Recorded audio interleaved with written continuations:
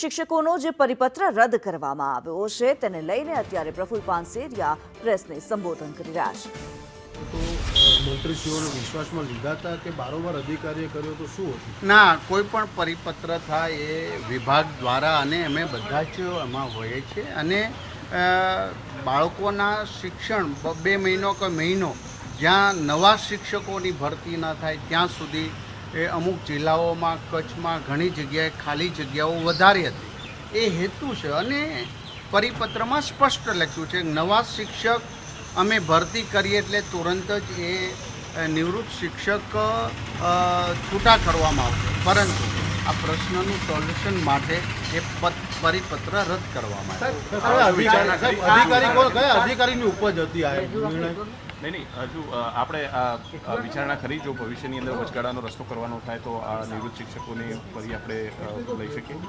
અત્યારે અમારો સ્પષ્ટ અભિગમ એ છે કે જ્યાં સુધી શિક્ષકોની ભરતી પ્રક્રિયા શરૂ છે અને એમાં ઘણી જગ્યાએ ટેકનિકલ બાબતોમાં કે કોઈ ઉમેદવારને અન્યાય ન થાય એ હેતુ છે 15 દિવસ 10 દિવસ મહિનો લેટ થયા છે કે અમુક પ્રક્રિયામાં થયું છે, તો એ હેતુ સાથે એ સિદ્ધ કરવા માટે યાની કે બાળકોના શિક્ષણ ન બગડે હેતુ માટેનો આ નિર્ણય હતો।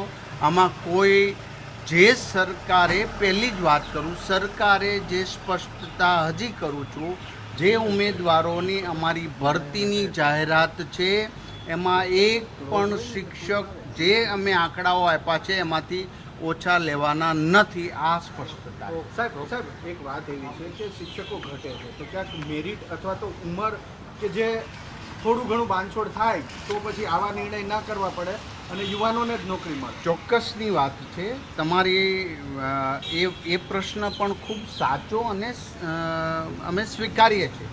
ઘણી જગ્યાએ અમને ઉમેદવાર પ્રાપ્ત થયા નથી, પણ એ વિચારણા માટે એ પ્રક્રિયા માટે મહિનો 2 મહિના તો સમય જશે ને।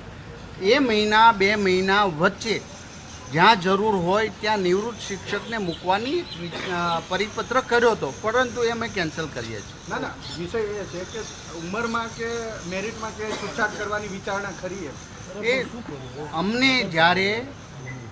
અમને જ્યારે ઉમેદવારો જે વિષયની અંદર કે જે શિક્ષકોમાં નથી મળ્યા એ નિયમ અનુસાર અમે વિચારણા કરીશું। અધિકારીની કક્ષાએથી આવેલો હતો નિર્ણય એ સરકારના હોય, અધિકારીઓ હોય કે મંત્રીઓ હોય। કોણે સાહેબ બહુ ધ્યાન? થેન્ક યુ, આભાર, થેન્ક યુ। બધા બંધ થઈ ગયું।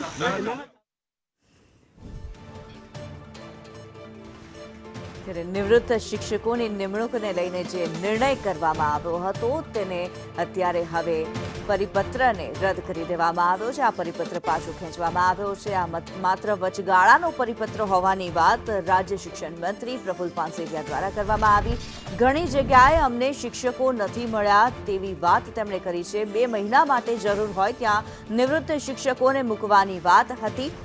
નિવૃત્ત શિક્ષકોની ભરતીને લઈને સરકારે જ્યારે યુ ટર્ન લીધો છે, સંદેશ ન્યૂઝ દ્વારા અહેવાલ પ્રસારિત કરવામાં આવ્યા હતા।